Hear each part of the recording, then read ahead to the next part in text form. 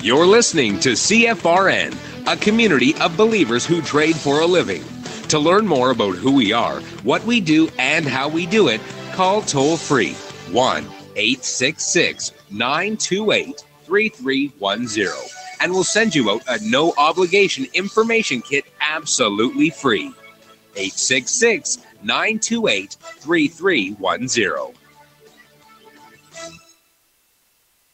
The CFRN Emini Futures Cast is now on Stitcher. Listen to us on your iPhone, Android phones, BlackBerry, and WebOS phones. Stitcher is smart radio for your phone. Find it in your app store or at Stitcher.com. Stitcher Smart Radio, the smarter way to listen to radio.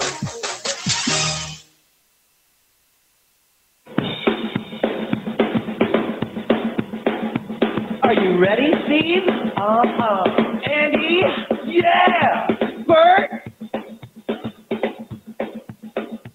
Well, all right, fellas. Let's go!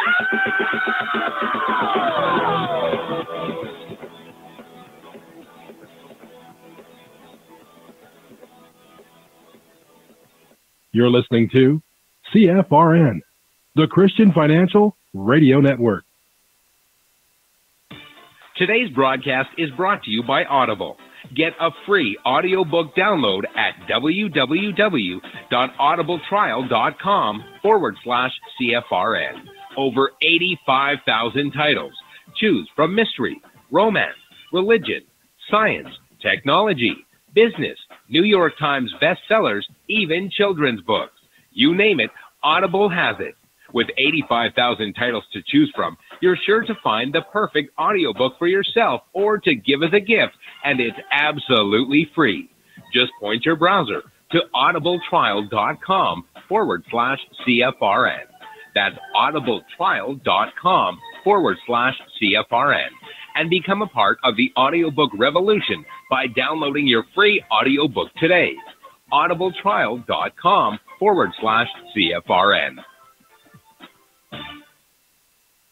Hey, trader, want to get rich quick? Well, good luck with that. If, on the other hand, you actually want to learn how to trade, the place to be is www.cfrn.net. Tune in Monday through Friday, 9 a.m. Eastern for our daily devotional, and then spend the next 3 hours learning how it's done from professional traders who actually trade for a living. That's www.cfrn.net. Every trading day from 9 a.m. to 1 p.m. Eastern. CFRN, a community of believers who trade for a living.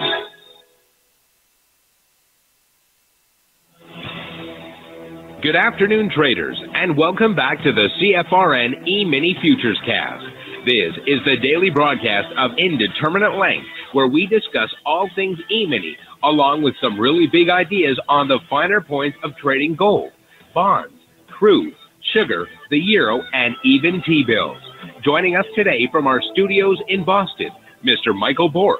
From our trading desk in Chicago, Mr. Burton Schlichter. Now, to get things started, let's go to our host and founder in Studio A, overlooking South Mountain, America's largest city park. Here's Dwayne.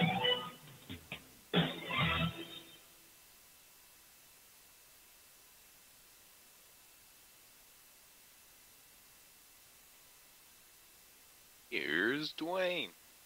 I gotta remember about that button. The button. Okay. Howdy. Welcome back. Thanks for joining us today. Today is Thursday, 8th day of February, 2018. What a day. Dow down 400 plus points. Gotta leave a mark. Ooh. We got a budget. I think it's been called gargantuan. The deal would increase funding for federal defense and non-defense programs by $296 billion over the next 2 years. That's more money than Trump has. The legislation also includes changes for Medicare, the tax code, and more. While it appears to have enough support in the Senate, the House may be more dicey. So they're playing craps up in there while the rest of us are working. Okay. Is there any specifics on this thing yet? No. Not really. I don't see anything that that leaps. Do you still have your guest there, Michael? Do I still have my what? Your guest. No, he's gone. He's gone. Oh, okay. No, he's gone. I just didn't know. Okay. Everybody's gone. All three of them. Everybody. You gave him the boot. Okay. Yeah. Okay. This is kind of a big deal. I know not everybody's an Apple fanboy, and honestly, I'm not. You know, I'm not so as over the moon as I once was. But I wouldn't want to have to learn how to live life without it. So I'll just share this and we'll move on. Someone just posted what experts say is the source code for a core component of the iPhone's operating system on GitHub. If you don't know what GitHub is, ask me later and I'll tell you. Which could pave the way for hackers and security researchers to find vulnerabilities in iOS and make iPhone jailbreaks easier to achieve. Yeah, and what about the hacks? Come on. The GitHub code is labeled iBoot, which is part of the iOS that is responsible for ensuring a trusted boot of the operating system. So for those that don't know, just like on your computer you use Windows, on an iPhone the operating system there is called iOS. Okay, just in case somebody in the audience didn't know that. In other words, it's the program that loads the operating system, iOS. The very first process that runs when you turn on your phone. It loads and verifies the kernel is properly signed by Apple and then executes it. It's like the iPhone's BIOS. The code says it's for iOS 9, an older version of the operating system, but portions of it are likely to still be used in iOS 11. Apple has traditionally been very reluctant to release code to the public, though it has made certain parts of iOS and macOS open source in recent years, but it has taken particular care to keep iBoot secure and its code private. Bugs in the boot process are the most valuable ones if they are reported to Apple through its bounty program, which values them at a max payment of $200,000. If you can find a bug in the boot part of the iOS software, just the boot part, they'll pay you up to $200,000. This is, according to Jonathan Levine, the author of a series of books on iOS and Mac OS X, this is the biggest leak in history. It's a huge deal for Apple because they're so secretive. Levin said the code appears to be the real iBoot code because it aligns with code he reverse engineered himself. A second security researcher familiar with iOS also said they believe the code is real. We don't know who is behind the leak. Apple did not respond to a request for comment. It's because they're all, in mourning, wearing black. A few hours after the publication of this story, Apple sent a DMCA legal notice demanding that GitHub take down the iBoot code. The iBoot source code is proprietary and it includes Apple's copyright notice. It is not open source. This way, Apple indirectly confirmed that the code was actually real. GitHub took down the code soon after. But we all know that once something gets on the internet, you can take it down here and it becomes like a game of whack-a-mole. You take it down here and it pops up over there. So, having access to the source code of iBoot gives iOS security researchers a better chance to find vulnerabilities and collect the bounty that could lead to compromising or jailbreaking the device. That means hackers could have an easier time finding flaws and bugs that could allow them to crack or decrypt an iPhone. Perhaps this leak could eventually allow advanced programmers to emulate iOS on non-Apple platforms. Wow. There's a lot more to this story. If you want to just Google it, Apple leak probably would bring up everything you need to know. Let me give you the numbers real quick from around the world. By the way, if you're returning, welcome back. If you're here for the first time, a special welcome to you. If you cannot see the chart I have up of the S&P 500 Emini Futures, where we are currently charting a course for our lowest weekly trading zone, 2600/2601, go to our homepage, cfrn.net. On the right-hand side of the page, click the big microphone, follow the instructions, and you'll be registered through the end of the month. That means you'll join the show each day with one-click access. Also, you can go to youtube.com/CFRN/live, bookmark that page, and you'll have one-click access. Okay? All right. Let's go to the numbers. We'll start here in the U.S. Again, these are cash, not futures. The Dow currently down 437 points. That's 1 3/4%. The NASDAQ is down 101 points. That's almost 1.5%. S&P 500 is down 36 points. That's 1.25%. And the Russell 2000 is down 14.5 points, which is 1%, just shy of 1%. In the commodity basket, crude oil down another 90 cents today. That's 1.5%, trading 60.89 last. Gold actually has a little green on it, but then again, I've had fake gold turn green, so I don't know. This is worrisome. Gold is up $4.60, trading 13.1920 last. In the Asian markets, is this going to be a bloodbath? No, actually there's some pretty solid green in the Asian markets. Nikkei up 245 points, a little over 1%. Shanghai down 47, that's 1.5%. And the Hang Seng at the close was up 128 points, almost half of 1%. In the European markets, it was a bloodbath there. FTSE down 108 points. That's 1.5%. The DAX, wow, what a whack. Down 330 points. That's 2.5% in one session. The CAC down 104 points at the close, and that's just shy of 2%.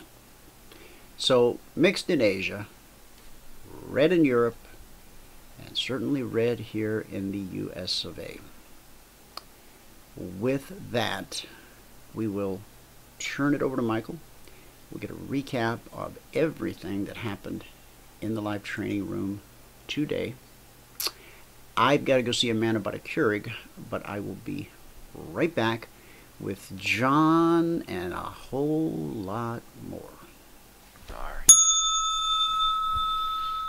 Bing. Alright.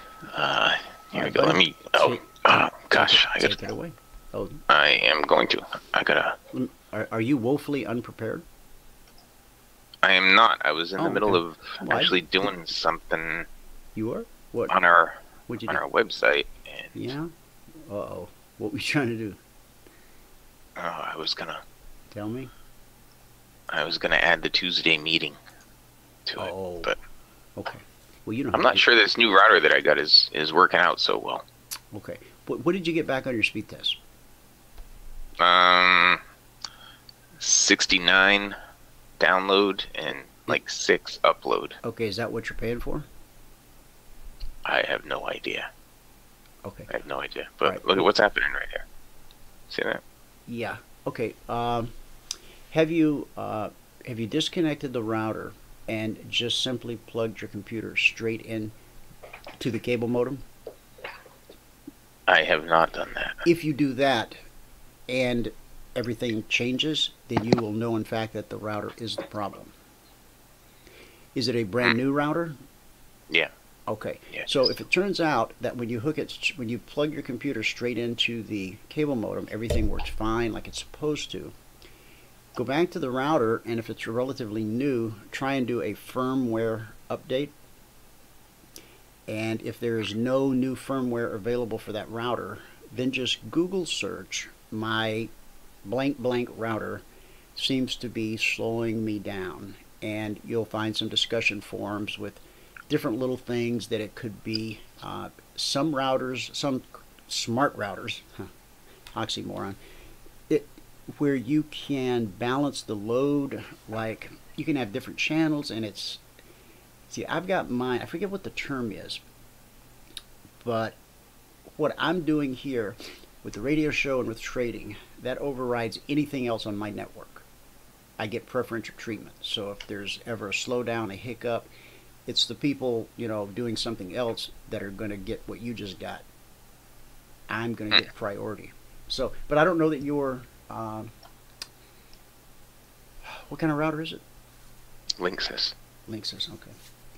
I don't know if they have this or not, but Netgear has an app that you install on your desktop. It's called the Netgear Genie. It is really quite helpful. It even gives you a map of every connected device on your network. It's pretty cool. And the other night I fired up the map, and there was a Android something running on my network. An unknown. I mean, my wife has Windows computer. I have Windows computer. We both have iPhones. Your neighbor has. I tracked down the Roku. I tracked down, all the other, and so I kicked in Gabe's door and said, "Give it here," because he's been getting up in the mornings, and I get him up at 4 to do his chores. He's like so sleepy, he won't wake up, and he had snuck around and got a device, and he'd been using it to game all night, and so. Now you know. How'd you know, Dad? A genie told me. All right. Literally. Yeah. All right, buddy. I'll hit mute, and it's all yours. Okay, thanks. All right. Here we go. Good afternoon, everyone. Today is Thursday, the 8th day of February, 2018. If you have not taken a free trial with us, go to the home page here at CFRN.net. And right up here at the top, it says sign up for the CFRN Live Training Room. 100% free trial. Use your indicators, learn our strategy. Click here. So click there, and you will be brought to this page right here. All right. On this page, all we ask for is your email, your first name, and how you found us. You hit that submit button right there, and you will be sent a confirmation link. Okay. Click on that confirmation link, and then we know that you took the trial. All right. All right. Now, the spreadsheet. If you're going to read the spreadsheet, you can read all the CFTC risk disclosures down at the bottom. Today, in the room, we lost 4 ticks on the euro. We made 10 ticks on crude, and over here, we made 22 ticks on the ES. Okay, so it was a total of 350 this morning. Net, not net, sorry, gross. Gross of 350 this morning. All right. Today it took 40 minutes and 3 trades to get to our goal for the day. At that point, we're up $100 a contract, and we took a total of 7 trade opportunities. So on the month now, we're at $1837.50. That's over 5 days, averaging $367 a day. And on the year, we are now at $4,356. That's over 24 days, averaging $181 per day. Okay. Again, if you're going to read the spreadsheet, you can read all the CFTC risk disclosures down at the bottom. All right. Oops. I didn't mean to do that. Hang on. Hang on. Let me bring that back up. Here it is. Okay. Today, in the gold. We didn't do anything with gold. Okay, but let's just look at what happened. Okay, there was, that was pre-market. Okay. There was a shorting opportunity off the BBC right here. Okay, the entry was above the MA1, so that was okay. Going right into the dynamic support. Dynamic support was broken by these 2 bars anyway. But there was a shorting opportunity right there that would have gotten you the goal for the day. There was a second one right here that would have gotten you the goal for the day. Okay, right in here, this down close below the MA1 was going into dynamic support that had not been broken. So you can't do that. But then it broke right here. All right, so you could do the follow-up. There was a long right there.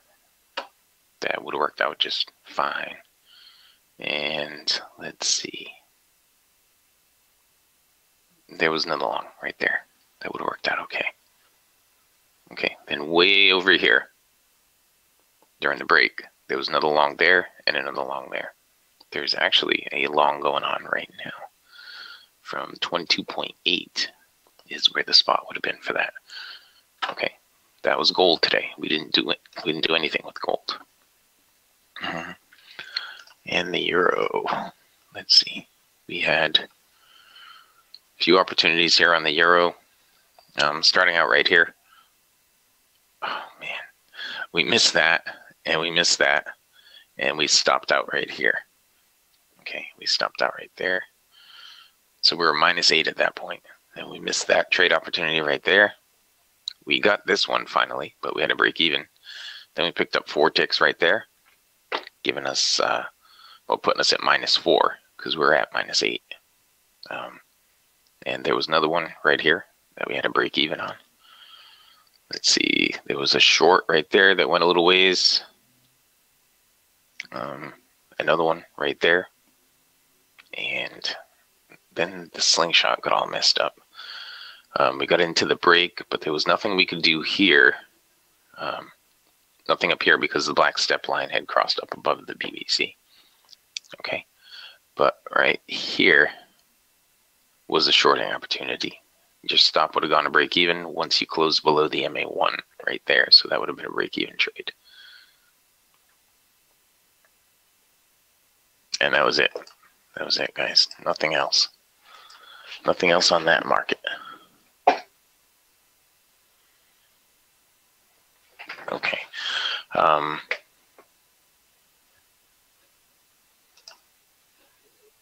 Crude oil.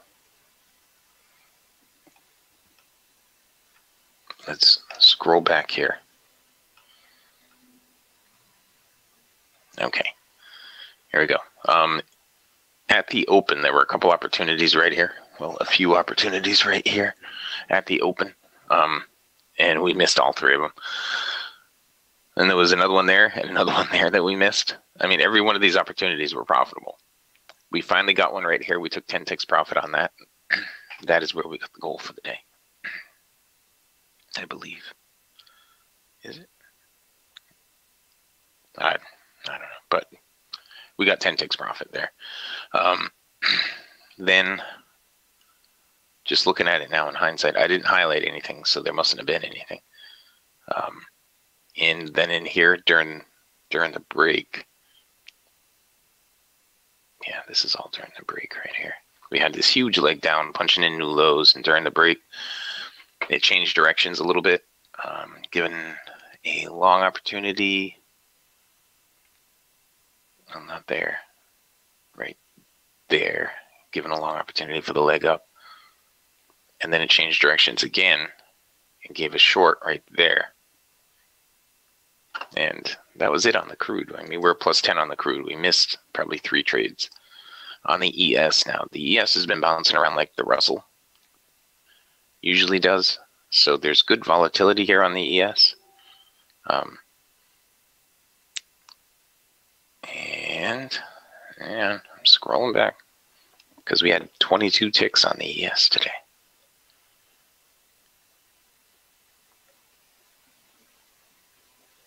Okay, starting out right here.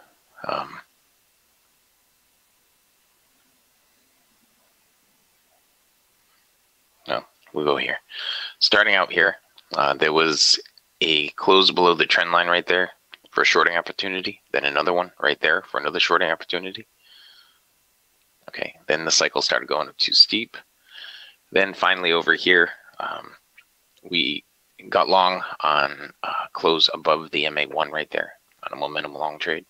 And it went like 10 ticks, and I had my stop at +4. It came back and took me out at +4. Okay. Then right in here, we would have needed to be trending. So we would have been looking over here for a shorting opportunity right there. Another one there. Then a direction change and a long off the BBC right there. And we did put in a higher swing and then we put in a lower swing. So that's why there's nothing in here. Okay. Then we needed to really start trending. So over here, we had plus 12 on this move right here. Right, that put us at plus 16 total. And right here, we missed this one, but we took this for 6 ticks. Okay, so that put us at plus 22. And we had a break even right there. All right, and I think that was all we did with ES today. It was. I mean, there was more opportunity. We had to break this dynamic support here, but once we did, there was a shorting opportunity there that would have been a break even. Then another shorting opportunity there that probably would have been a break even. Let's see, along here, that would have resulted in profit. Along here with more profit. And along here. And another along there. Okay, I had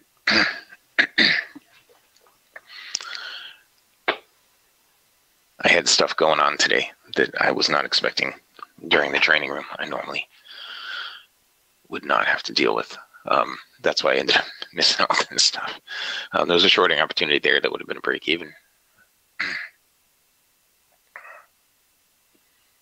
And then we get into the break and let me back it out. And you see the volatility. It's just insane volatility on the ES.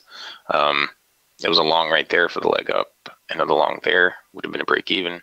There was a short here for that leg down. It put in a lower swing. So you would have been looking for that leg and then that leg. This wouldn't have worked. I mean, it wouldn't have been a trade because the cycle's going up too steep. But the prior two would have been just fine.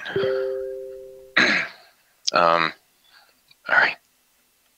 Wow.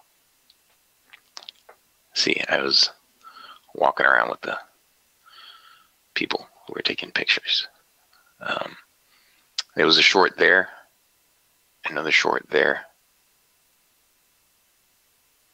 And then looking at the slingshot down here, you got the cycle is it's got to be showing the proper divergence, and it can't be in the middle. So like right now, this is what your trend line would look like. Okay, the cycle is blue, so you need to close below the trend line. Right there would be good. So that would be a shorting opportunity right there. Okay, now the issue with this is that the entry was below the MA1, so you would have to move your stop to break even as soon as you possibly can. Okay, because the entry was below the MA1. And you see how it's consolidating right here? We have flat highs and we're getting lower lows. So you would have to bump your stop right to break even right away. Okay, and look for it to get down to the low of the day right here. I think that's what we're looking at right here. It should get down here to 26.27. Now, Dwayne had given out a trade this morning that triggered 3 times during the room, and I'll let him explain that to you. Do you want to say the saying? Yeah. Okay, I'll say the same. Important areas are almost always retested. Okay. All right. That was pretty good for your first try. Important prices and important areas are almost always tested when you're overlooking America's largest city park. Okay. Yes. And with that, let me just go through this one more time really quickly. All right. If you're going to read the spreadsheet, you can read all the CFTC risk disclosures down at the bottom. -4 on the euro, +10 on crude, +22 on the ES. Puts us at 350 on the day, gross. 40 minutes and 3 trades to get to the goal for the day, and we took a total of 7 today. All right, so we're at 1837.50 over 5 days, averaging 367. And on the year so far, we're 43.56 over 24 days, averaging 181 per day. Okay, that's 1 contract, 2 hours per day. If you have not taken the free trial, go here where it says sign up for the CFRN, the homepage at CFRN.net. Up at the top, it says sign up for the CFRN live training room. 100% free trial. User indicators, learn our strategy. Click here. When you click there, you're brought to this page where all we ask for is your email, your first name, how you found us. Hit submit. Now, if you found us through a friend, Don't just say friend. Say who the friend is. Okay. Out him. And hit submit. Yeah. And then you'll be sent a confirmation link. Okay. Once you get that confirmation link and click on it, then we know you took the trial. And there. That is it. Back to you in Studio A. Fabulous Phoenix, Arizona, overlooking South Mountain, America's largest city park. No, we really are. Yeah. I believe you. All right, I'll get the charts. Like I do. Did you tell the good people about the Partners Workshop tonight? Yes, there is a partners meeting tonight. If you are not a partner, you can't come. You can't come. You can't. You will not get an invitation. Well, you can show up, but you won't get in. That's the deal. We got one of those little peepholes. You know, you got to do the secret knock, which we teach you after you become a partner. The little guy opens the thing, and you know, well, some get in, and some are on the outside looking in. All right, go ahead. If you want to get in, you must become a partner before the meeting. The meeting is at 9 p.m. Eastern tonight. You can't just slip the bouncer a few bucks? No. Okay. No, bouncer is not letting you in. Okie doke. Not letting you in. Yeah, everybody's got their price. And the price is becoming a partner. That is the price. Which, I don't know if he mentioned, but this week we have a special that will save you a significant amount of do-re-mi. And so, if you've been putting off becoming a partner because you were waiting to get all your ducks lined up in a row, take the ducks out, shoot them, and call 949-423-6464. The ducks are never going to line up. It's like herding cats. It just doesn't happen. Not in this lifetime. And while we're all, well, I assume most of us are members of the Christian faith, or Christians, or part of this thing called Christianity, 2.4 billion consumers worldwide. You know, the whole Buddhist trip, I'm not turning on anybody. I'm just saying that part of what they try to convey, and I don't know a whole lot about it, but I know enough to sound stupid, but what they try to teach you is that most people are miserable because they spend all their time trying to avoid being miserable. And turns out, when you're trying to avoid being miserable, you end up being miserable. So you've got to stop that. Unhinge, unsnap, something. Got to break the cycle. All right. So, but I'm not going to preach to you about the Buddha because the Buddha's dead. All right. And Christ is alive. All right. All right. And I'm not picking on anybody's religion either, but hey, you saw the name on the door when you came in. If we were to take a trend line and go from that high to that high, and if we'd go Control C and Control V, I have created a trend line that's at the exact same angle, identical. So you got to make sure you grab it from the middle, not the end, or you'll mess up the angle. Now, pray tell, what is he about to do?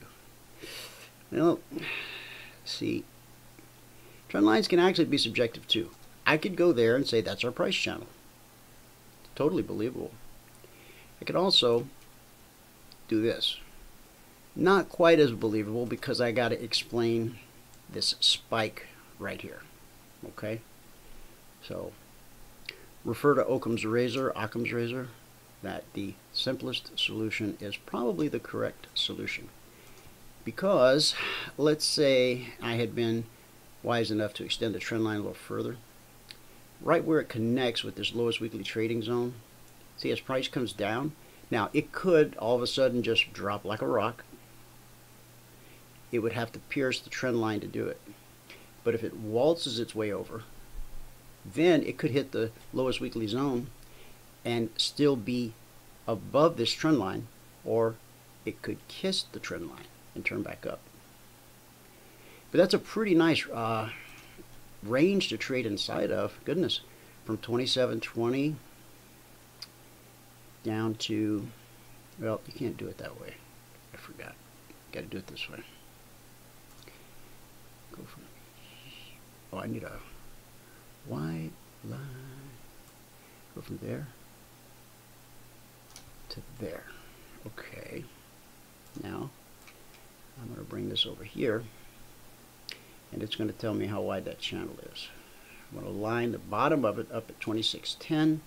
The top comes in at 2680. So that's a 70 S&P point price channel. 70 points up and back down, and up and down. 70 points. Did you know that, Mike? Did you know how to do that? I know it now. I taught myself. You know, I taught myself a lot. I was a lonely child. So anyway, me and Count Chocula. Look at our wounds. All right. Is John here? No. No. Okay. Not the John that you want. Anyway. Let's just stop right here. Let's all get mindful for a moment. Okay? You guys ready? Do you have any questions about anything? Our live training room, our radio program, which you're now participating in. Sometimes people come to the radio show and they get ticked off because I thought they were going to trade. Well, it's two different things. But anyway, this is the radio show. What happened earlier was the live training room.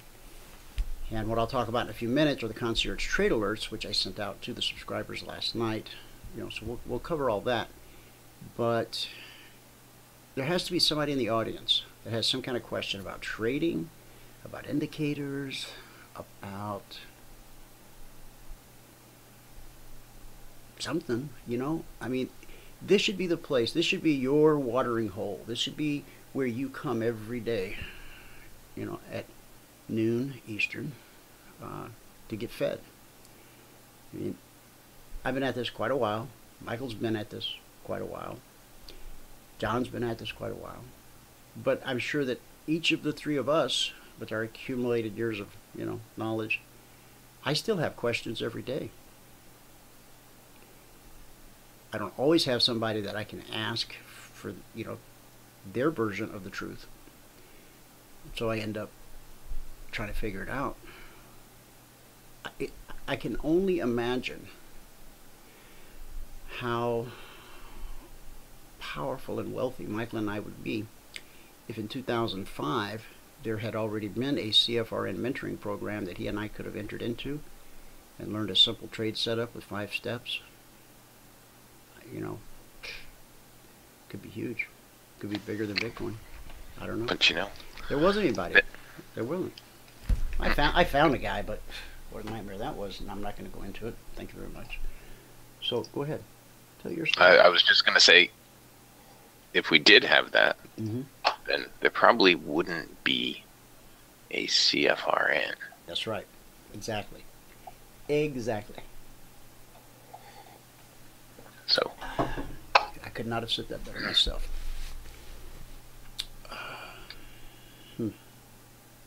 You know, an interesting thing happened to me yesterday. It's a true life story, but I know that some might find it off color. I mean, there's no dirty words or anything, but the concept is like, hey man, you shouldn't do that. But I did it when I was a really young man. So I'll tell Michael tonight in our pre-partners meeting. What time do you want to meet tonight? 8:30 be good. 8:30 be good? Okay. Reminder, guys, our planned distribution day for the CT Global token, February the 14th. Okay, we've created 2 videos that allow you to create your digital wallet at myetherwallet.com. I was hoping to do a video today on getting your hardware wallet, but as I brought it up yesterday, somebody, was it Kurt? Oh, Kurt had sent me a review to the Nano S. That's the one I've been leaning towards all along. But they there was a news article out yesterday that there's some type of flaw that could allow hackers. Now, Ledger, the company behind the NanoS, they answered back publicly and said, duh, that exists in every hardware wallet. And frankly, there's not much you can do about it except try to stay a few steps ahead of the bad guys. So we've got to recommend something. Because here's the thing. Once you take your cryptocurrency offline and put it in a hardware wallet, and then go put the hardware wallet in the safe behind the picture, hackers cannot get at it. This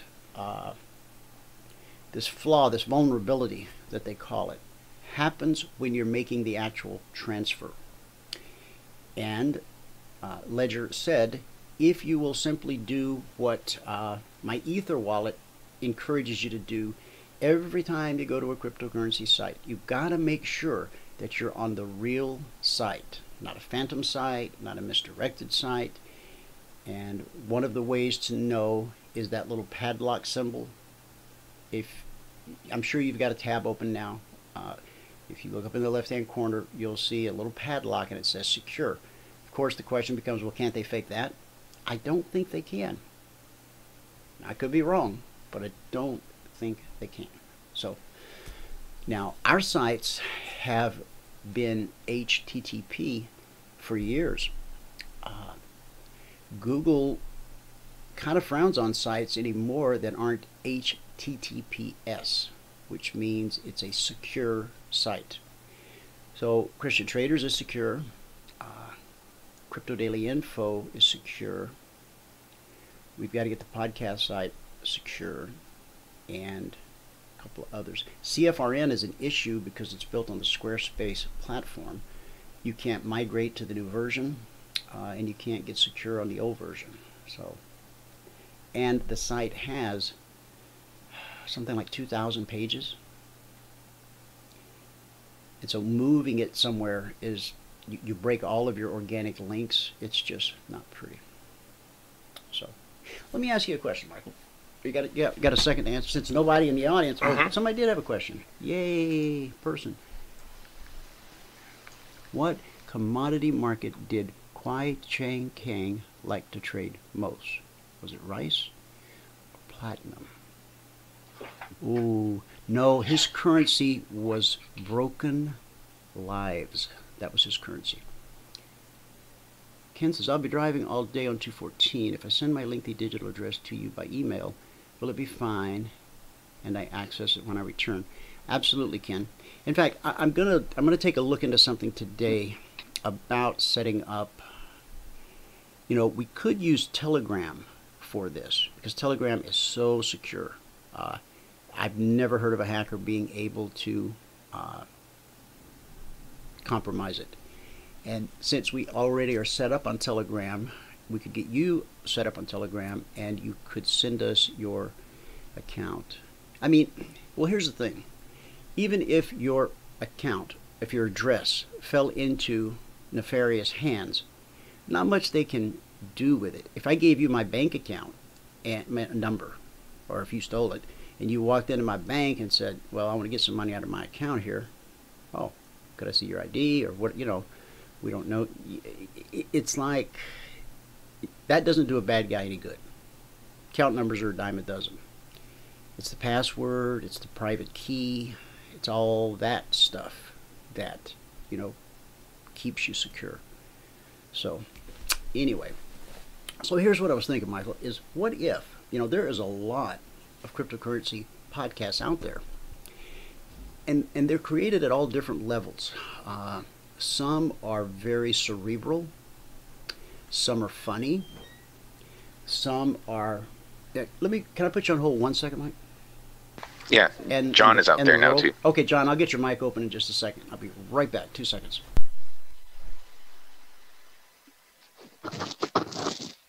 Okay. Well, looking at that ES chart right there, you can see that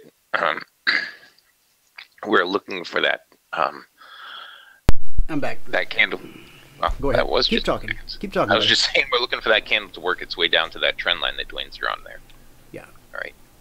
That's what we're looking for there. Right. And if it delays any in getting there, I mean, if it doesn't make a quick drop,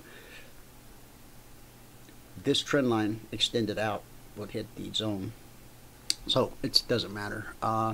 So what I was saying is, there's all these different podcasts, you know, and some are about blockchain, some are about Bitcoin, some are about Ether, some are funny, some are cerebral, some are just bad, and some are really, really good.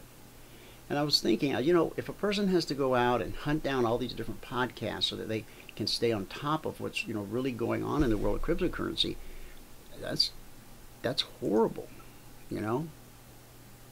Do you agree? Say it's horrible. Just go, I agree. It's horrible. I agree. That's what I say. Yeah. Okay. So,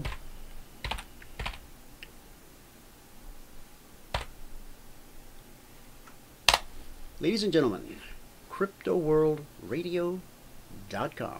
Now, the site's still under construction. Pardon our dust. But I didn't want to put one of those stupid signs up. And so, I mean, you can go there and listen to podcasts now, but it's not the finish. This is like the beta launch, the secret beta launch. Crypto World Radio. Michael, shouldn't it say Crypto World Radio? And I know it needs to say listen to your favorite cryptocurrency podcast.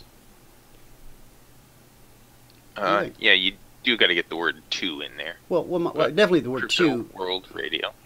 Well, see, because I always thought of it as Crypto World Radio. But my buddy that's helping me, he always saw it as Crypto World Radio. See the difference? I see. English is your first language and not his. That's true. Did you know that in the original Bible there was no punctuation? I did not know that. And if you take some of the most soul-stirring passages in the Bible and you remove the punctuation, you potentially get a whole different meaning. Try that with a few sentences, a few verses. You know, take out the comma, you know, or whatever, and move a few periods around. This thing's flashing again. Ah, yeah, it is. Okay, all right, let me just show you guys this real quick. You just slide down. Whoop, whoop, whoop, whoop, whoop. I love this. Analysis in chains. You got 30 seconds to tell me who they're referring to. Or album. Was it an album? Alice in Chains. Alice in Chains. Block that chain. The Bad Crypto Podcast. This guy here, Joel Comm, was one of the first people I ever interviewed on CFRN. This guy. Crypto Nights, Coin Mastery, the Bitcoin Podcast, Bitcoin, Blockchain, and Crypto. I mean, baby, we got it all. And this is just, we're just scratching the surface here. But what happens is when you do the El Clico, I think we got this one ready. It brings you here. And I'm not crazy about that, so the color's got to change. So here you have 35 episodes of the Blockchain Insider. The most recent episode 32, I guess, is going to be here at the top, right? And all you got to do is just hit play for the most recent episode. Now there's more stuff coming, like comments and social sharing and all of that. But let's say you've never heard of this podcast. If you want to go back to episode 1, you should be able to. Now, some podcasts only keep like the last 10 online, and the reason for that is they want you to come and visit their site, which is understandable. Yeah, I could work my way, it looks like, on this one back. It takes a minute. So anyway, you can subscribe, you can do a lot of different things. You can be notified by email or tweet when a new episode is published. As soon as they publish a new episode, it'll show up here.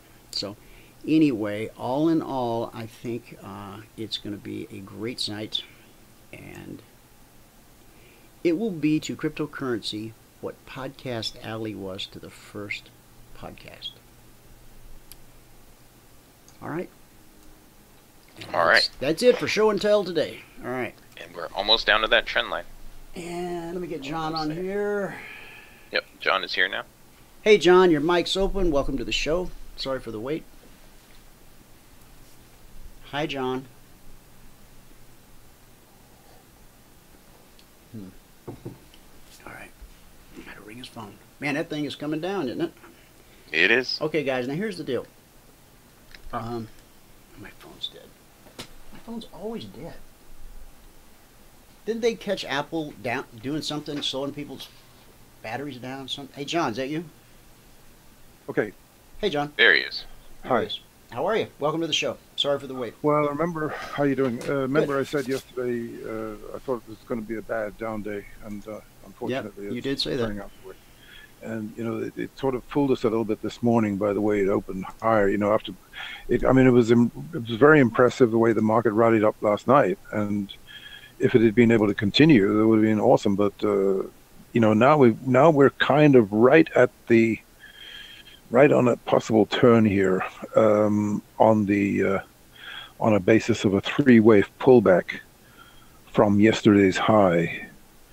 And if we turn, I believe we're about to get to a buy signal right about here. If we turn, in fact, I'd cover in reverse right here, take a shot at it. We've been short pretty much all the way down this morning. Be patient. Be patient. Be patient. Yeah, no, this one could reverse very violently, because if they break the VIXs, you won't believe what will happen. This thing could be back up 50 points in a heartbeat. Let it on get. everything. I think we got just. Can you see my chart? Yeah. I think we got a little more to the downside. Now, I'm glad you brought that up, because someone asked me this morning, and I wasn't able to give him a good answer. Michael P, was it? Michael B? Yeah. Was it Michael P? Michael P. He asked a question, John. He said every day about 3:45, Art Cashin comes on CNBC and talks about the excess orders, the excess buy orders or the excess sell orders that are in the market right now. And because Michael and I have been devoted to futures for so long, I mean, I've traded equities, I understand equities, but what does Art Cashin mean by that? Oh, you know, that's kind of look, I think people can be easily misled by that. You know, he came on the other day, a couple of days ago, or maybe it was Tuesday, maybe, I think it was, and so there was a big imbalance, and, it looked like a market was going to crater on the close, and it didn't. So, I think, you got to be careful listening to that stuff. Okay, because see, I was rude. I called it mumbo jumbo, and then I apologized because I realized that was not a good answer. But it is. It's like those things about they're going to run your stops, or the locals will eat your lunch during lunch from the pit. I mean, that's not true anymore. But I mean, it's like the things that people say about the market, and sometimes, it's crazy. And crazy. A lot of times I ask people, I go, well, why do you say that, or even more important, why do you believe that? And then, well, because I heard Art Cashin say it on TV, so it must be true. Not well. You need I always tell people, don't take what I say at face value, like important prices, important areas, and all the stuff that I say. Don't just believe it. Test it for yourself. Make sure it bears the light of day, and then you own that knowledge. You're not borrowing it from me. I think that's better. Okay. No, we're possibly going to get a mega rally here. This is very good, and we nail the bottom again on this show. Hopefully, I'm not sure. I mean, we may have a bottom, but that's the way. I don't know if it's the final bottom, but it's kind of where I was looking for the market to get. And there's a lot of divergence. There's some things that didn't make new lows today, and the most important thing today is it's not as bad as Monday or Tuesday, in the sense that the breadth is not as bad as it was when we on Friday. Actually, the Friday breadth was the worst. I think it was Monday breadth. I think was the worst. But did you hear that they're closing the XIV? Yeah, I'm crying tears of blood because I just love that thing. It was a very, very good thing to trade. Did you read the article that came out? Credit Suisse defends controversial financial product at the center of market turmoil. I haven't read it. It's on CNBC. You should read it because you'd probably understand it maybe a little better than I do. On Monday, as the market sold off and the Dow plunged nearly 1,600 points in its biggest drop ever, many analysts pointed to the XIV as having amplified the selling. This is because the product, managed by Credit Suisse, and of which it owns 32%, shorts volatility by betting on calm market conditions. It has increased in popularity in the past year as volatility in the CBOE volatility index, the VIX, a fear gauge for the stock market, reached historic lows. So, So people lost 90%. It's okay. Here's the deal: because the XIV was designed to produce opposite returns of the VIX. When the volatility index shot through the roof Monday, a record 118%, the XIV went through the floor, down a devastating 90%. People lost 1.6 billion. Okay, no. Reuters reported that the notes were worth a combined 1.6 billion on Friday, but by Tuesday, more than 92% of that 1.6 billion had been wiped away. Yeah. Wow. Look, the problem was people were writing puts on those things and things like that, and so they've been wiped out. Even the market makers probably been wiped out. You haven't heard anything about that yet, but I'm pretty sure that a lot of them got beat up. Some guy who'd built up $4 million in the last few years lost almost a whole lot overnight. So, this was a complete, like a thunderbolt out of the blue, this kind of thing happening. We were short this thing. I mean, we've actually been using this as a kind of a good market guide, and it's actually, you get better leverage than the futures, and sometimes it precedes the futures. So we were short, but right now, look, we've had a bit of a rally. I'll probably sell it right here, right now. Got a pretty good bounce, 30 points on the NASDAQ, 35 points. But look for now for the possibility if we start pushing higher again above this last little rally, then I'd get back on board.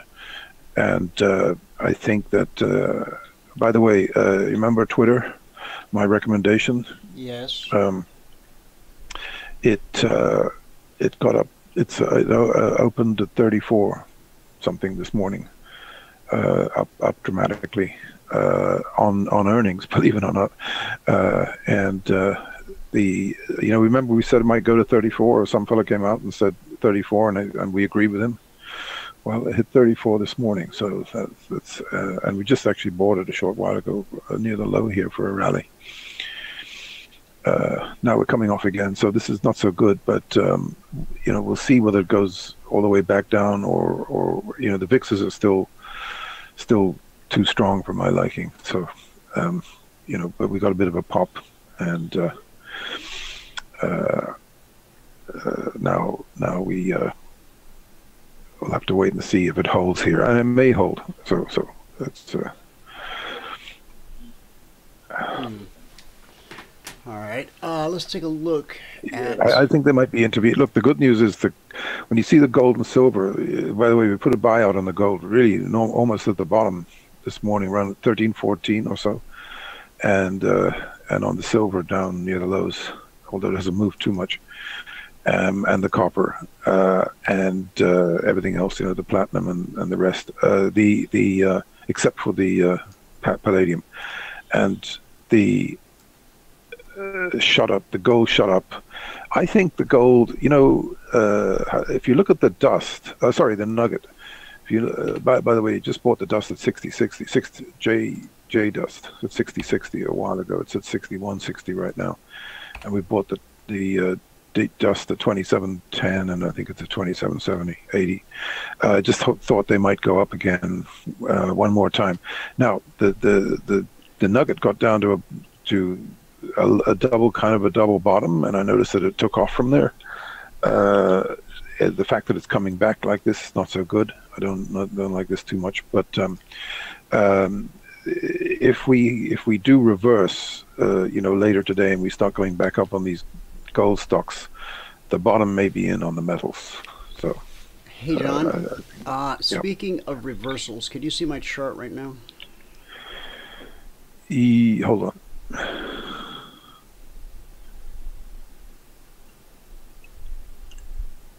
Yeah. Okay, you see this reversal? I mean, when you see this green candle here, look at this volume spike below it. This is a this is a daily chart. It's supposed to be. Look at the way this thing came back on low volume. That's amazing. Look at that. Well, I mean, this volume spike on this green candle that is attempting to turn the market around, but we don't know that it will. I mean, does that? I know that in equities that speaks volumes, pun intended. But in something like this, or futures, that's not nearly as important as it would be if you were attempting to buy stock and maybe, you know, some junior company, right? Do you agree with that? Yeah, I do. Okay. All right. Okay. So we really need to close above 9,500. I mean, and that's just, this thing's got a lot of work to do. But I mean, it ran up $2,000 the other day in 24 hours. So there's some. Now, the one I got to say, the one article I read today that gave me a little pause was Goldman Sachs's comment, because now Goldman Sachs only loses money typically 3 to 5 days out of the year. Their whole trading operation does not show a profit. Only 3 to 5, and I think they do that just to keep it, you know, make it look real. But they've made some predictions about Bitcoin, and they've come to pass with uncanny accuracy. And they made some very negative comments today, but there's also other people out there who are making some very positive and bullish comments. I mean, there's a variety of people looking for, you know, 35,000 in Bitcoin this year in 2018. I mean, where we sit at 6,000, 8,000, I don't see that, and I'm not predicting that. I'm just reading the news, you know, or reading the opinions. That's what I'm doing. I think all these. Listen, you got to remember. There's a whole bunch of guys who bought this thing for nothing who are going to be selling if it gets anywhere near 20,000 again. And that's right. And by the way, we did put a buyout on the Bitcoin right down at, I don't think we got the lows. I think I had a buy at 7,000. So the fact that it's up 1,000, it's not too bad. Now we're starting to get a little bit better traction in this market here. So the elements of a reversal are coming into play, looking a bit better.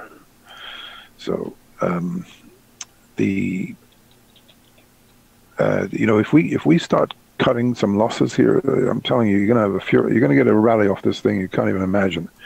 If you thought the rally was good the other day, wait till you see what could happen in the next couple of days on this market. Because I think they've got a plan to take this thing back up. So, are you speaking about the market in general? Or are you speaking about the yeah. No, all of it. You know, the stocks, markets. You know, to me, it's just all whatever's. You know, it's either up or down for me, mostly. You know, on everything. So, last night's email said to consider selling 2641 on the S&P. So we got a little something out of that. Yeah, well done. That's good trade. Yeah. Good trade. That's 30 points for a day. That's a pretty good. That's a great trade. Yeah. For those of you who are relatively new to the markets, this volatility that we're experiencing right now, I had somebody in a mentoring session yesterday, and I was trying to point out just basic, you know, chart reading skills, and it was blowing my mind, because like there's little tiny doji on my chart, and when I would go to measure it, it would be like 30 points. You know what I'm saying? Yeah. In a 30-minute candle, we move an incredible distance, and this is not normal. We went through a period last year where the river just dried up. There was no volatility. Now that's painful. That hurts. And this is the pendulum swinging the other way. Okay. So just when it slows down, don't freak out. There's still an opportunity to get your goal for the day in the slowest of markets. You just, these swings here though, they're breaking VIXs, and the market's really starting to look very good. Well, now. It's hard if you don't have a extremely large account. It's difficult to establish your stop loss. Remember I said you might go up 50 points? There's your 50 points, Dwayne, on the NASDAQ. Look at that. Okay. From where it called it. I'll bring up the NASDAQ right now. 2641. Called it at 63.90 right here on the show. So. All right, let me go to the entry. Okay, got to go back to a 30-minute. Okay. Okay, 30-minute. I don't have the zones up on this, but we're down at 64.20. And the lowest weekly zone we have is 6405/6406, which is right down there. Now that doesn't mean it's not going to go lower. I'm just letting those of you know who aren't subscribers. 640506. Okay. Now, what do you foresee transpiring from here, John?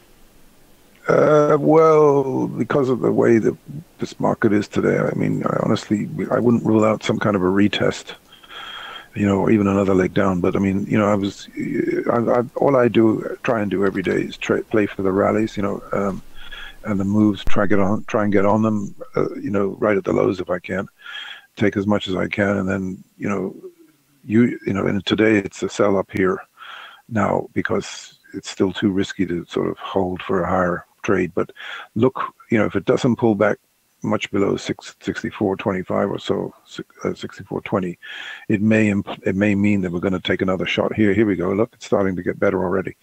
So this is very encouraging. And the VIXs are breaking now, which is, I'm telling you, man, if they take these VIXs apart this afternoon, this market will go up. You'll be awestruck if this happens. I've seen this happen before, and it feels like it's happening. I think the Fed, there's something going on because, the gold, running the gold up the way they did this morning, and now they hit the gold. When the gold's going down, the market goes up.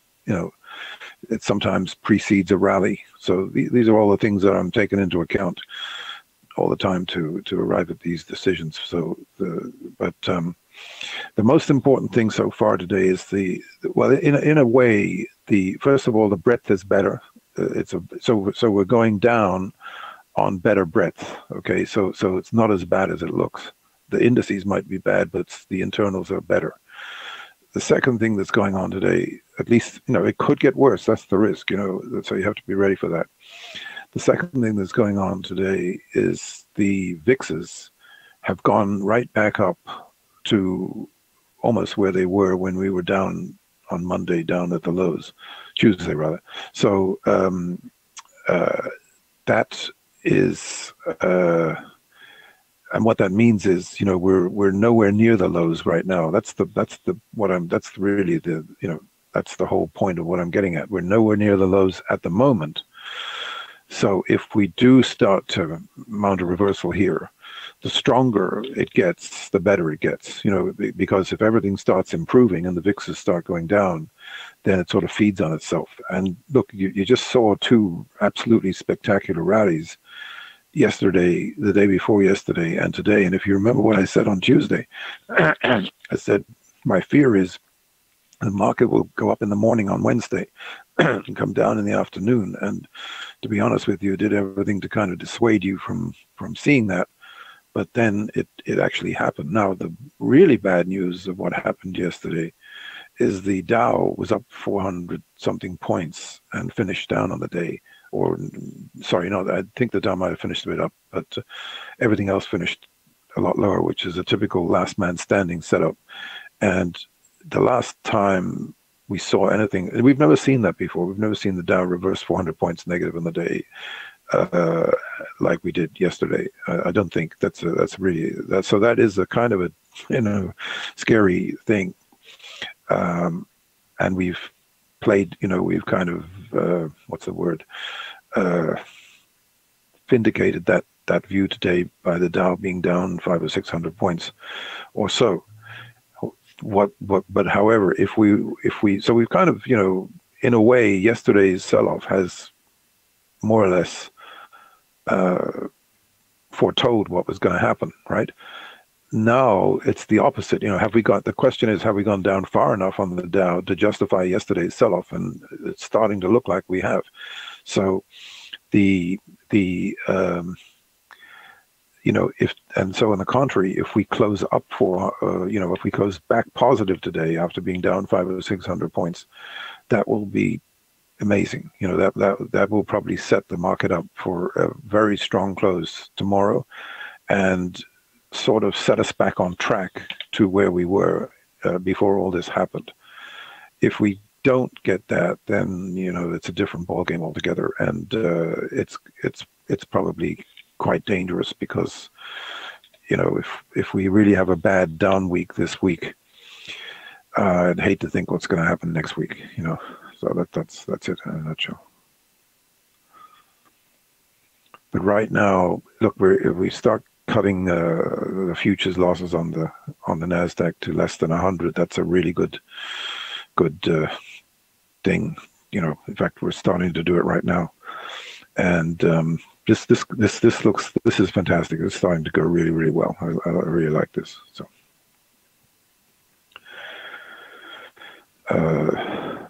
Look, I mean, you got to. That's what you have to keep in mind. We're still in an amazing bull market, even though we've been clobbered or mauled pretty severely in the last few days. But when you look at those rallies we had yesterday and the day before, I mean, Jesus, they were unbelievable. We never had rallies like those before, ever. So when the market gets down to a certain point where it feels that it's undervalued, it's gone far enough, it can turn with a vengeance, and that's what we're seeing right now. Dwayne, I don't know if you're trying to talk, but we have no audio from you. Oh, yeah, I was trying to talk. In fact, I said a number of. You know what? I'm just gonna have to forget that button, because I keep when I mute with the button. Never mind. But thanks, Mike, for saying so, because. Okay. I know. John was. He was pausing, waiting for some feedback. When he paused and said, "And that's it," I go, "Well, okay, thanks so much, John. God bless you. Have a great day." I'm just talking to myself. Okay. Sorry about that, John. In queue. You know what? It's interesting. Remember we talked about July the 19th. This is like a short. I'd probably sell the market right here, right now. This is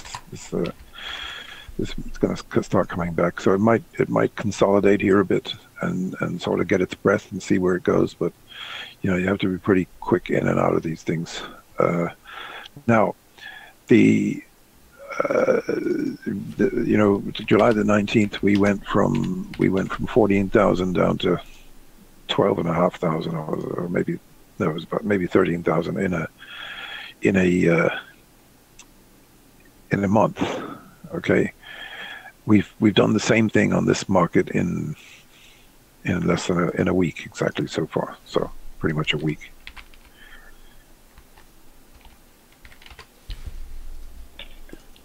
What do you think is the primary driving force behind this increased volatility and the sell-off?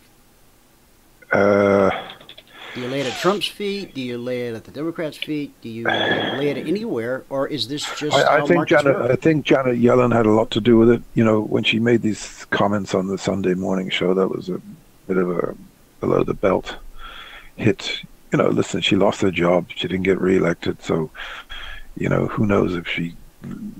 By saying stocks were too high, and she said that once or twice before, and the markets pulled back. I think she stuck it to the new guy, and he got a baptism by fire. So there's some stuff in the chat box. Let me see if anything is for you, John. Any thoughts on SVXY? Well, look, I'm not trading it at the moment because it's been beaten up, but I hope it survives. If it survives, then it doesn't really matter, because it's actually a better trading vehicle than the VIX. And more importantly, if the VIX, all the traders who are using the VIX shift to the SVXY, it's going to make it much more liquid and much better. So, and by the way, we're on a buy on that right now, and we're back on a sell on the VIXs, so the market's starting to go higher. So this is really, what's probably going to happen here is when we break 50 on the VIX, which is just about now, and they really start slamming this thing, if they really take it apart, the market will rally viciously from here. I mean, they've got everybody short now, and everybody was freaking out a while ago, and now it's turned, and it's I look at the S&P. Now, I could be wrong.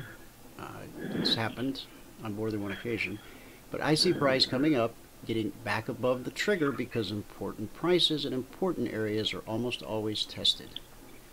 So we'll get up here, we'll roll over, and complete this move. That's my thought. Now, I'm not going to call a trade right now, guys. I'm not going to do a live radio trade. I'm just saying. Where are you saying it should get up to? Okay. Can you see my chart? Mm-hmm. See, last night we were selling 26.41, and usually these different markets will, one of the triggers, they'll hammer it like 2-3 times a day, and during the session. That's why I say important prices, important areas are almost always tested. So, and people say, well, how do I know it's an important area or price? Because I sent it to you in the email last night.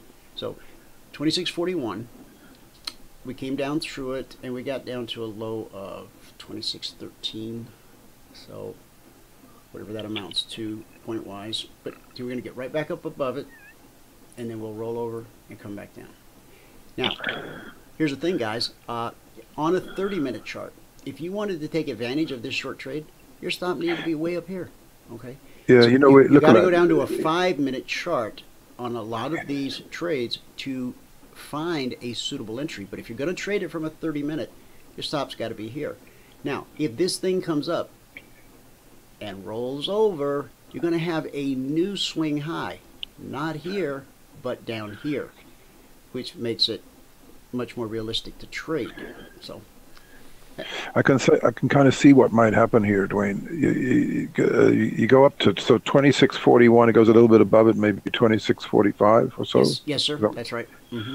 Okay, then it could come back, and look where it might come down to, about 26.30 or so, which would be, assuming it does this. It's coming back a bit now. I'm looking for a minimum of 26.10 on the way back down.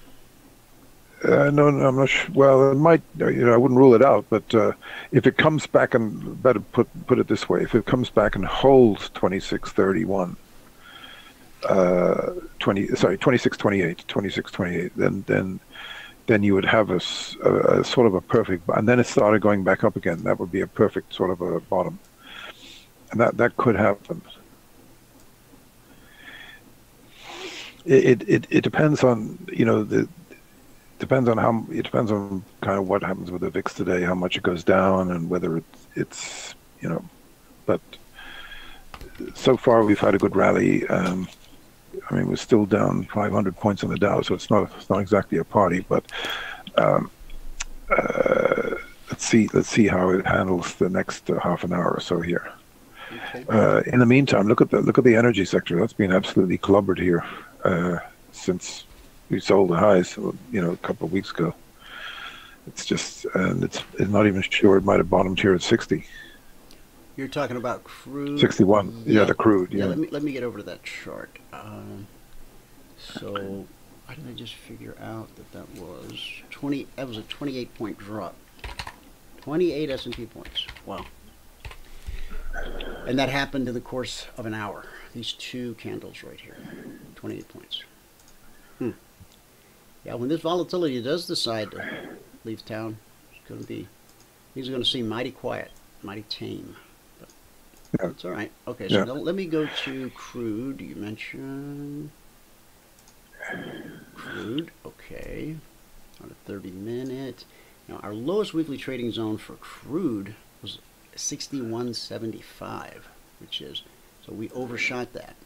Doesn't change the fact that we do believe that by close of business tomorrow, we will be at 61.75 or higher. Okay, so that's one way that you use the weekly zones. You get below it. Okay, you see this thing start to rally, it's going to probably meet some resistance here. I mean, look, it got turned away several times, got turned away there.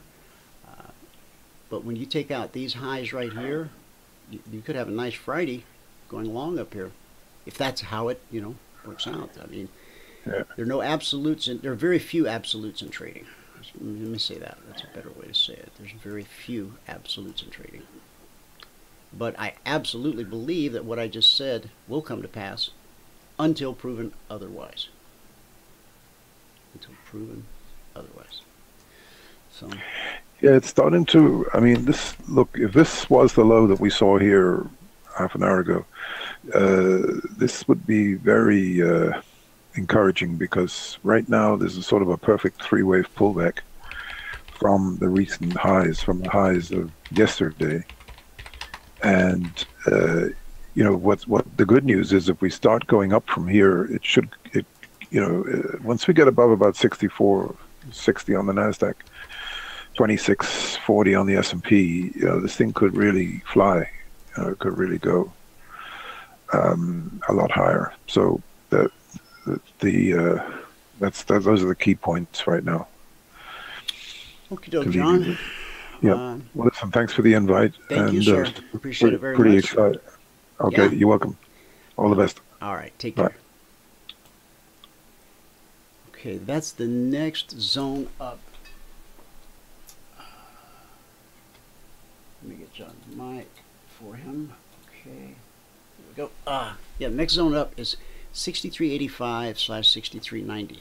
So, if in fact crude does get back above this lowest weekly zone, takes out these highs, all right, then a nice target would be just shy of the zone, because sellers who got in here and drove it down, and they made a pretty penny from 63.90 to 62.90.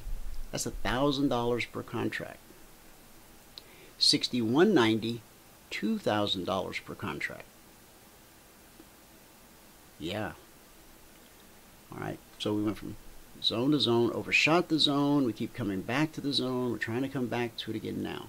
So if we can get up into this area, then that becomes a reasonable target. I would watch that. You got potential resistance there. But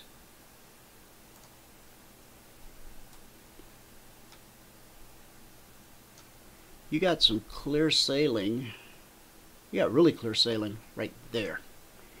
If you trade a 62.40 on a stop up to 62.90, that'd be 50 ticks. That'd be $500 per contract.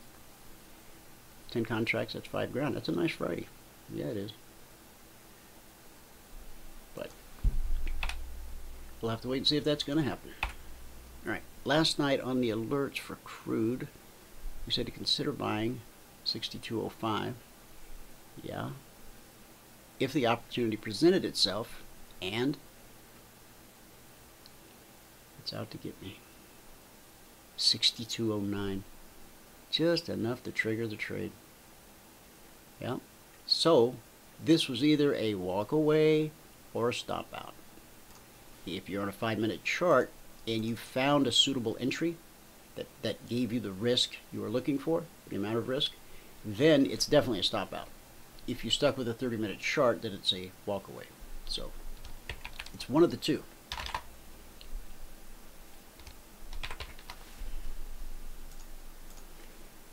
And so 61.20 if you get the chance.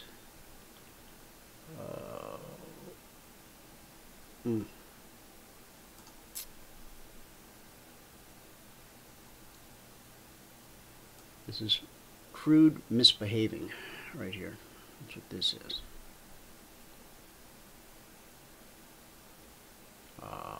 Stop. 60, sell 61.20. That's what it said. That's what the email said.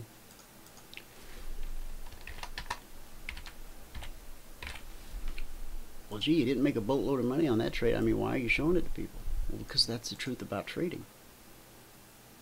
so important that you understand that if you get stopped out on a trade, you're not stupid, you're not bad. They're not out to get you. That's just the truth about trading. If you're a carpenter, sometimes you're going to whack your thumb. I mean, that's just the truth about hammers. You know? All right, sell 61.20. What's the low here? Is it worth even calculating? 61.11. Then we put in a low here, 60.59. Now that's a $600 per contract move. But again, on the 30-minute chart, your stop's got to be up here. So that's not doable. Got to go to a smaller time frame. I'll be happy to work with you in a one-on-one mentoring session. For those of you that are taking advantage of the current partners who are taking advantage of the upgrade to, or I'm going to say this one more time. Current partners who are taking advantage of the grandfather upgrade that is available right now, this week, be sure to set up a one-on-one mentoring session with me so that we can go over some of the finer points and I can get you off the videos. Okay, that's really important. Now, if you're not a partner and you're simply interested in subscribing to the alerts, do the same thing. Book a mentoring session. I'll walk you through it. I'll give you the videos, and then we'll get back together a week later, and then you can tell me if it's something that you want to add to your repertoire, if you want to subscribe, and if you do, we'll take care of it. But you don't automatically get rolled over the way it used to do. That caused more aggravation than it was worth. So while, you know, definitely some stop outs here, it's a $600 move, but, you know, where's your stop? Now, again, take it down to a 5-minute chart, and you might find, well, you tell me what you find, all right? Let's do it that way. I encourage you to get your hands dirty. Okay? What I anticipated was price coming up, getting just above the trigger, rolling over. Didn't quite make it to the trigger. It did. I know that doesn't look like a rollover, but I mean, it ran way up. It ran up to 26.38 and then came back to 26.24. That's 14 S&P points. All right. The Dow. Okay. Last night, consider buying 24,875. Okay. Guess that's got to be in here somewhere.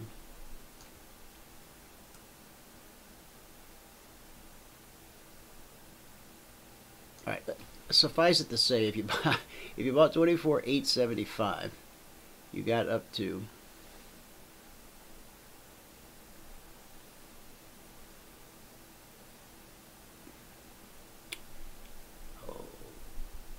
so you get 25, 50, it was 53 points. Okay. Well, believe it or not, do the math. It's 53 points. At $5 a point. This is the Dow. And he said, so 24,445, given the chance. And you were just given that chance right along here somewhere. 24,445. Okay, so from 24,445 down to 445 to 177.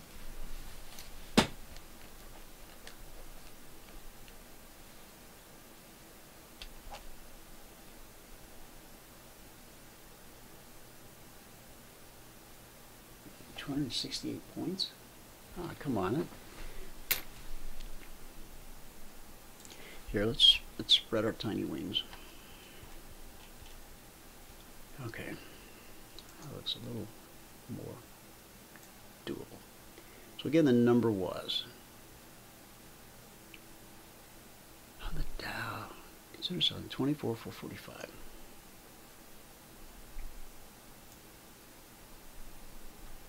That's really close. 445, and the low was 177. 445 at 177.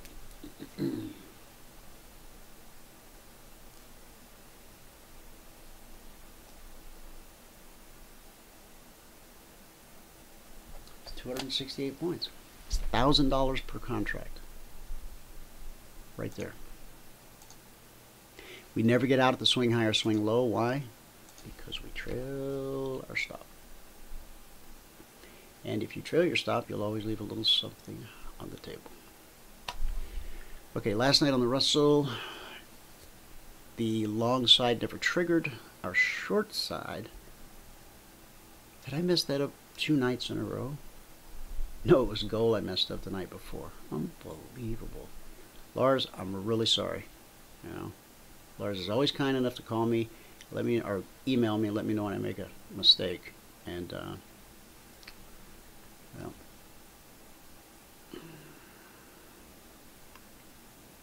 $14.96.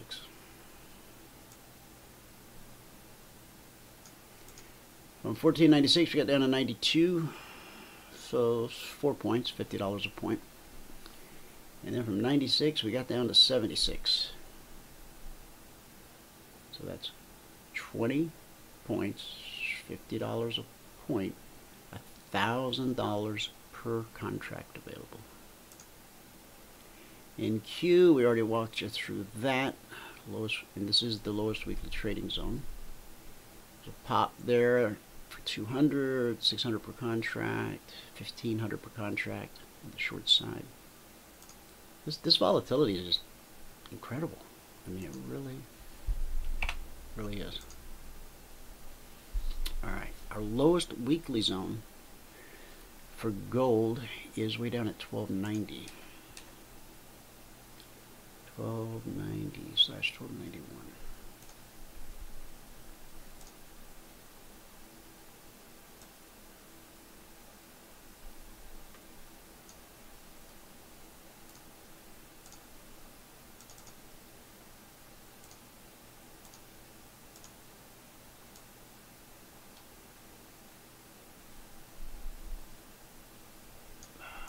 Okay.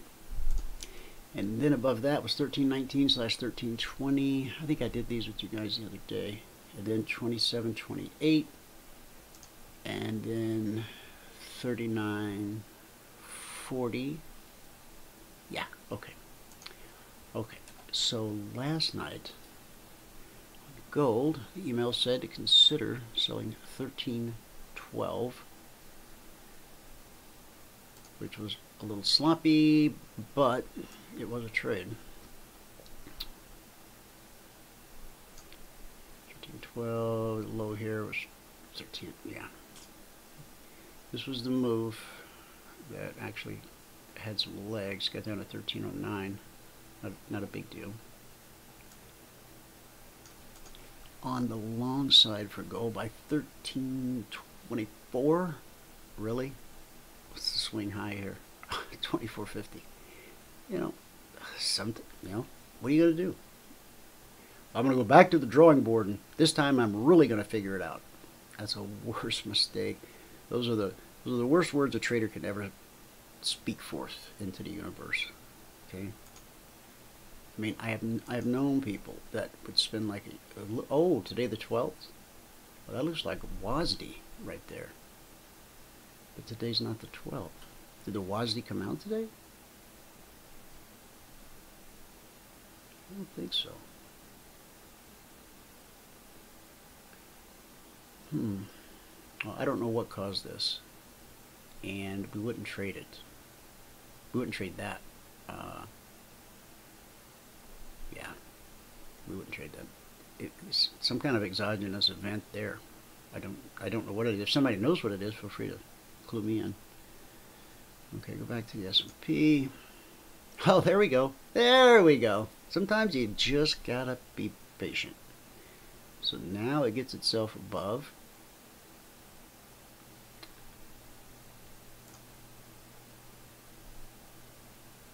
High to the low.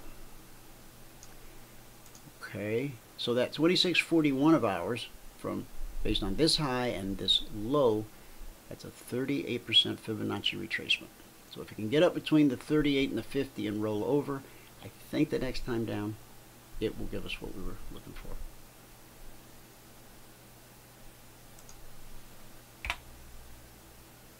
That's an opinion, not news. Okay. All right. Our good word for the day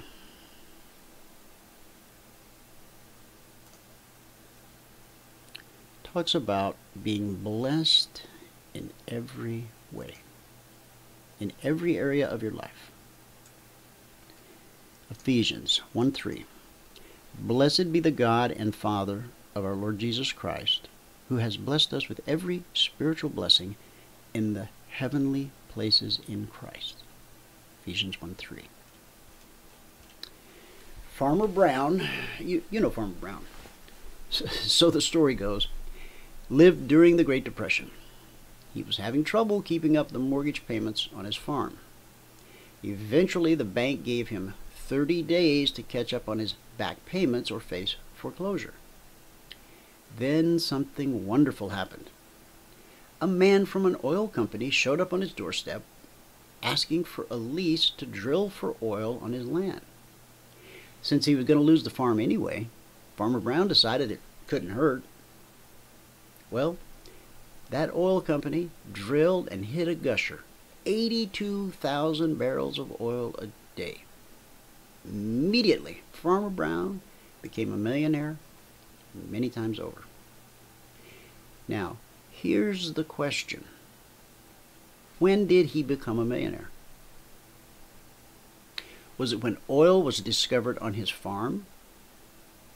Or when he first bought the land? Here's the answer. He was a millionaire the moment he purchased the farm, but he lived in poverty, Lodabar, because he didn't know what was under his feet and within his reach. The Bible says God has blessed us with every spiritual blessing. Some people think the only thing God will do for you is bless you with salvation. Then he lets you struggle through the rest of life until you get to heaven. As long as you believe that, you're living in your own spiritual version of the Great Depression. You're living spiritually poor, spiritually weak, and spiritually deprived because you don't know what's available to you in Christ or how to access it and appropriate it in your life. Jesus said, I come to give you life and life more abundant. He was speaking in present tense, not someday in the great by and by, on the other side of the River Jordan. No, he says, I come to give you life and life more abundant.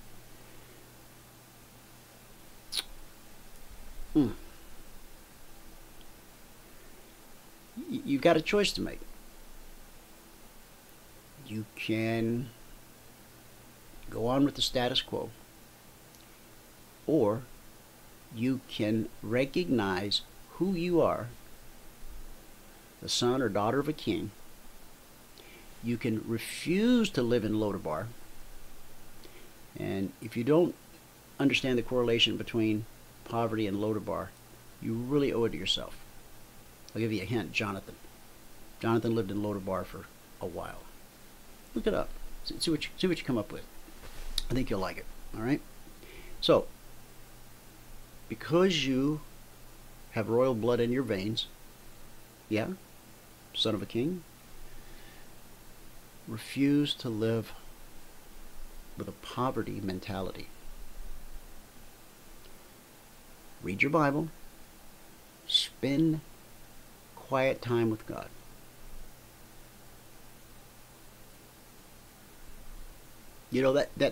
That has meaning, right? Now, I'm not the best at this, but I know some people who are pretty doggone good at it. They have a certain time set aside each day that they spend private time with God. Not singing in front of the congregation, not preaching a sermon, but just spending, and they look forward to it. It's like a date night or something, or it's a special time. They cherish it. They look forward to it. They act aggravated if they somehow miss it. Do you have that in your life? I have wrestled with it. Let me just say that. It's been a part of my life and then not been a part of my life. And when it's a part of my life, it's definitely better. Okay? So, read your Bible. Spend quality time. Spend on purpose time with God. Okay? Plan it out. It will change the dynamics of the relationship. And as you read the Bible and meditate, claim God's promises in every area of your life. He isn't here just to bless your soul from eternal damnation or to bless your pocketbook so that you can, buy a bigger house and a faster car. He takes a holistic look at you, and he wants to just bless your socks off in all directions. And sometimes the only thing preventing it is us. We get in the way. Because we can't believe that our God is big enough to actually do that. So we put him in this small box. Little boxes, little boxes. All right, I got to go. Thanks so much for tuning in today, partners. See you tonight, 9 p.m. Eastern in the Partners Workshop. If you are on a trial or just finished your trial and you desperately want to be in that workshop tonight, call Michael at 949-423-6464. 949-42-EMINI. He'll make sure you get everything taken care of and that you have access to the partners meeting tonight. All right? All right. Thanks for tuning in. Whoever you are, wherever you are, may God continue to richly bless you with his mercy and with his grace.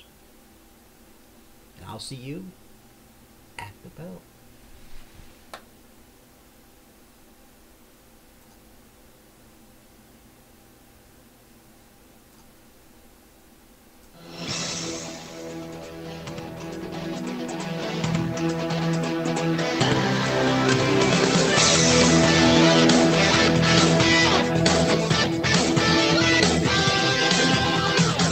Remember this, there is no greater return on investment than to see a human life changed and given hope. As always, pray hard and trade safe.